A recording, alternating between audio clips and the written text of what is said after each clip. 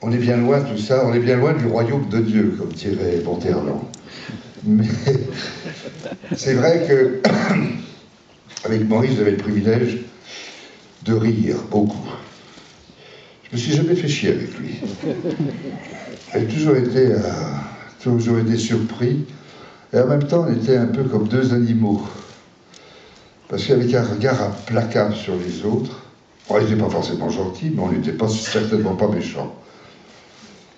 En tout cas, j'ai pu assister à son agonie, parce qu'on peut dire que la maladie, sur un homme comme lui, ça se transforme en agonie. Et je connais bien l'agonie. Je pense qu'il m'a parlé au dernier moment, alors que tout le monde pensait qu'il était parti. Et je lui ai parlé comme on parle toujours à des gens qui sont sous morphine, dans des traitements très difficiles, c'est-à-dire on leur parle très fort. Alors, voilà. Et lui m'a répondu une chose qui était quand même, il m'a dit, il faut faire attention aux femmes. Alors, lui est arrivé dans la chambre, elle m'a dit, mais pourquoi tu hurles comme ça? J'ai dit, parce qu'on parle.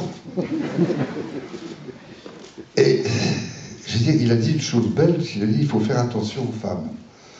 Alors qu'il était... Enfin, tous ces films sentent l'amour et sentent la tendresse, la paternité, l'existence, et puis surtout cette humanité incroyable qu'il avait, et la monstruosité aussi. Alors forcément, quand on est monstrueux, on n'est certainement pas parfois aimable, mais on est surtout, on aime plus que l'amour.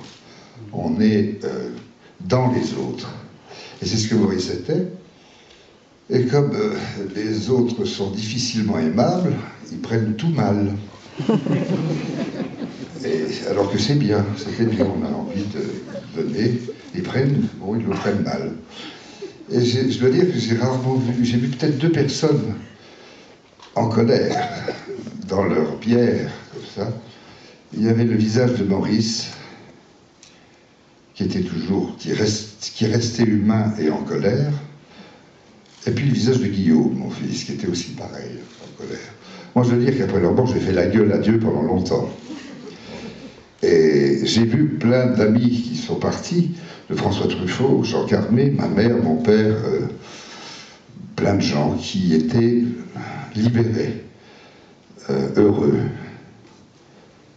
Barbara aussi. Mais les 2 seuls qui me restent dans ma tête, dans mon âme, c'est eux 2. La même colère. C'est-à-dire qu'ils n'étaient pas tout à fait morts. C'est pour ça d'ailleurs qu'ils sont en moi. Et tous ces gens qui sont partis sont en moi, que je les transporte avec moi en Russie, en Belgique. Ils sont partis avec moi. Et jamais je m'ennuie avec eux. Mon Daniel, il me manque énormément, Daniel. Son discours, son verbe, son impatience, sa mauvaise foi me manque. C'est un vrai rock'n'roll, c'est un vrai musicien, Daniel. Entre Erato, entre tout ce qu'il fait, puis ses femmes aussi. C'est juste magnifique. Ah oui. Un mec qui n'avait pas peur de son corps. Ça, c'était quand même encore quelqu'un qui savait ce que c'est. Bon, voilà, c'était quelqu'un, un homme, merde. Et puis, je veux dire